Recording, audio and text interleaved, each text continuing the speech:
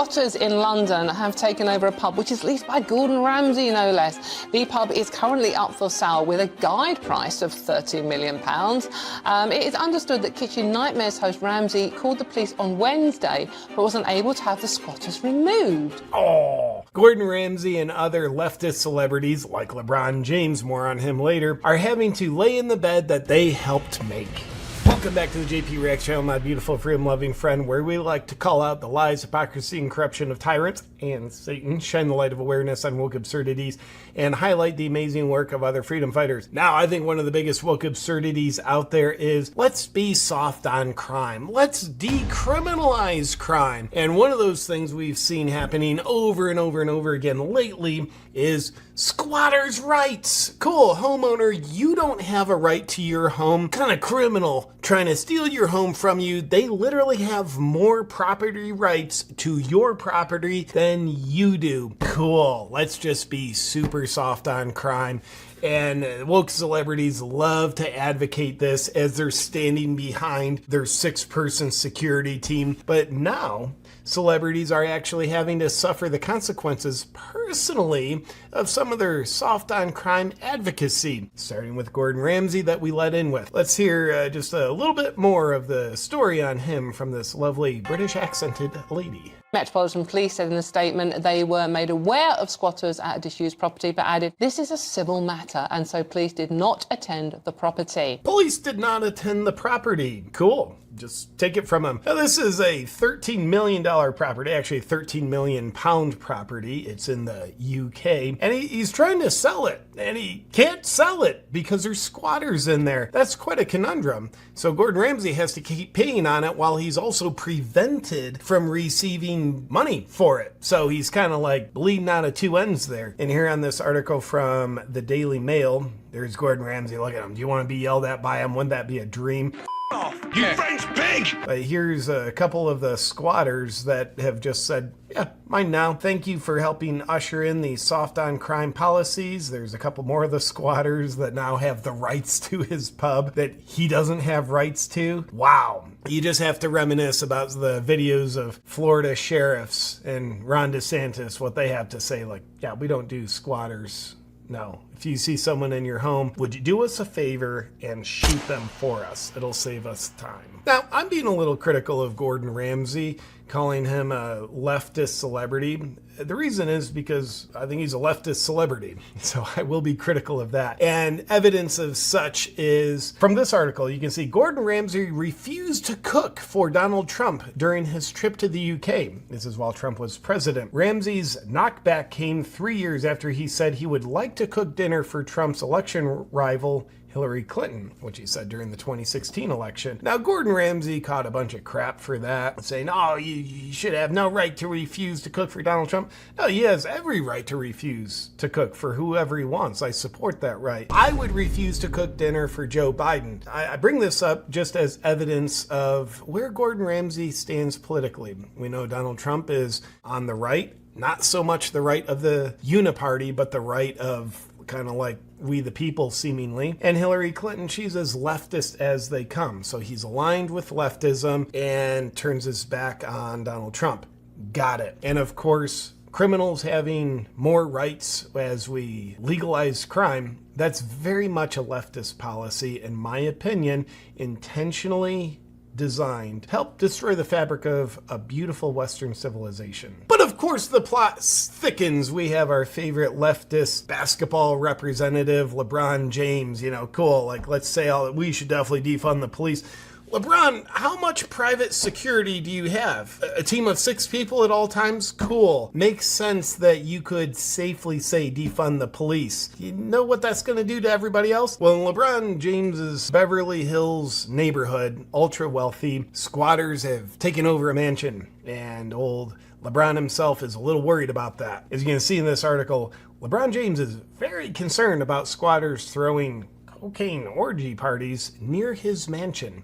Now, this isn't even in his mansion, it's near his mansion. Now, here you can see a picture of LeBron James. He's very tall, mansion under construction, and here's his mansion at nighttime and mansion in the daytime. Quite a property. I believe it's $36.8 million home. But the plot thickens a little bit more. This is the same neighborhood, as you can see here, that Jennifer Lopez and Ben Affleck have a $61 million home in. Whoa!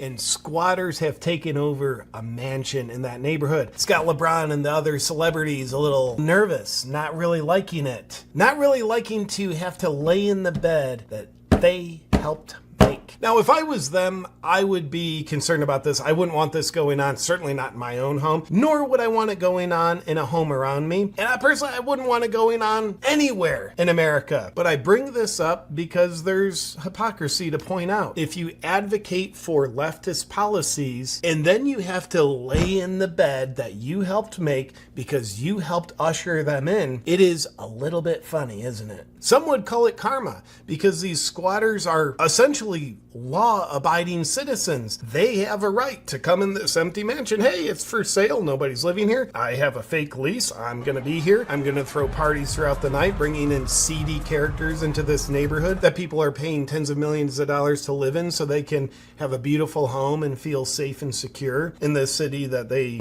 tried to defund the police in, which doesn't make any sense. Before we get to my concluding thought on this, let's take a look at a quick video by Mark Andreessen. You can see here his Twitter, 1.3 million followers. He's an investor, a seemingly intelligent guy, and there's a short video clip. It was just straight to the point, and I thought very on point with regard to his perspectives on people trying to advocate for these soft on crime policies, yet they don't have to face any repercussions. Now we see Gordon Ramsay, LeBron James having to face a few personal repercussions because it's near them. But on the whole, there's a lot of powerful people advocating for soft on crime. No crime. Crime is bad. Let's not do crime.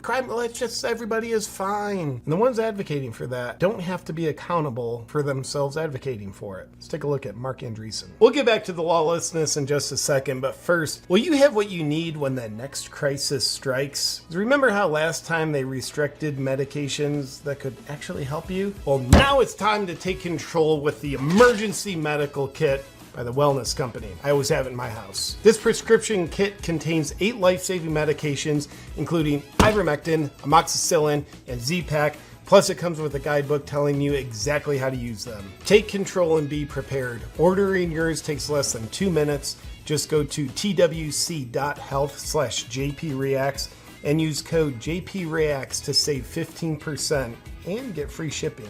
And once you've paid, complete the 2-minute intake and your kit will be shipped right to your door. No waiting or expensive doctor's visits where they would likely refuse your request for even one of these scripts. All 8 prescriptions at your doorstep in approximately 2 weeks. Get it now at twc.health/jpreacts.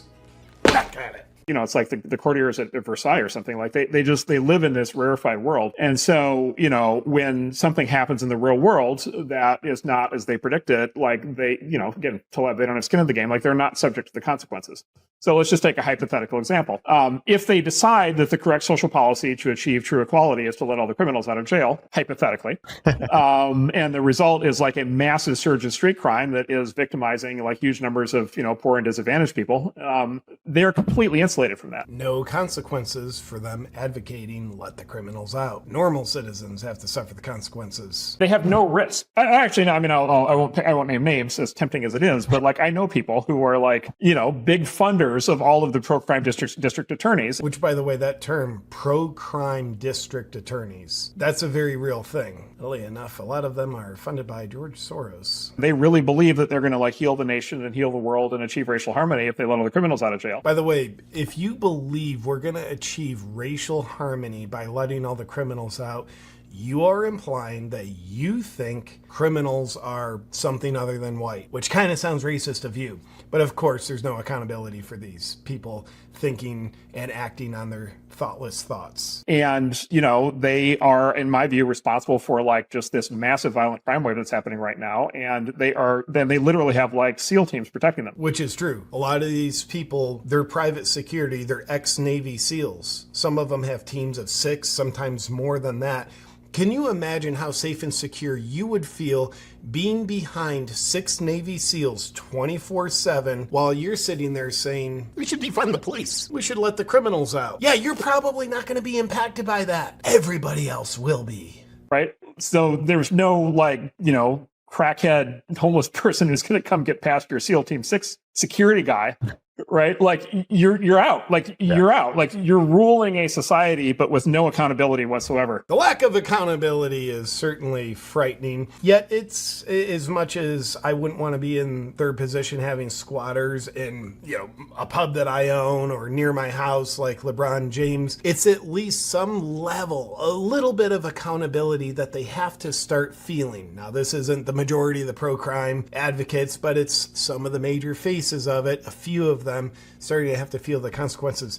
Now, my concluding thought as we're sliding down the spectrum of squatters to pro-crime, there are a lot of people out there now, I would call them leftist thinkers, who have been indoctrinated into Marxism, which means they become a useful idiot advocating for like, let's destroy society, but they don't say it that way. They've had weaponized morality, so they think they're out for a good cause, and they'll look at things like the criminal system. There's problems in it. We've got to abolish it. There's problems in the prison systems. We've got to do away with prison systems, let them all out. There are absolutely problems in every system of society, including the justice system, criminal system, prison system, policing for sure. There's a lot of good happening as well, but problems in every single system in society. But to have the abolitionist mindset of, there's problems in it, therefore we should just do away with it so that we can eventually start over. There's a big problem with that. That'd be like if you're the coach of a football team, you're like, hey, our offensive line, we got problems. They're not doing very good. So here's what we're going to do for the rest of the season. We're going to do away with the offensive line because there's problems with it. And then hopefully by next season, we'll be able to rebuild a better offensive line. How well do you think that'll work out? Systems that are flawed are typically going to be way better than no systems whatsoever. Flaws in the system, yes, yet there are absolutely flaws in the abolitionist thinking that says, if there's a problem, let's just do away with the whole system. That'll solve the problem. It'll solve that problem, but then you have about 10,000 new problems. With that said, my freedom-loving friend, thank you for watching this video. Let me know your thoughts in the comments below, and I'll look forward to seeing you on our next video together. See you then.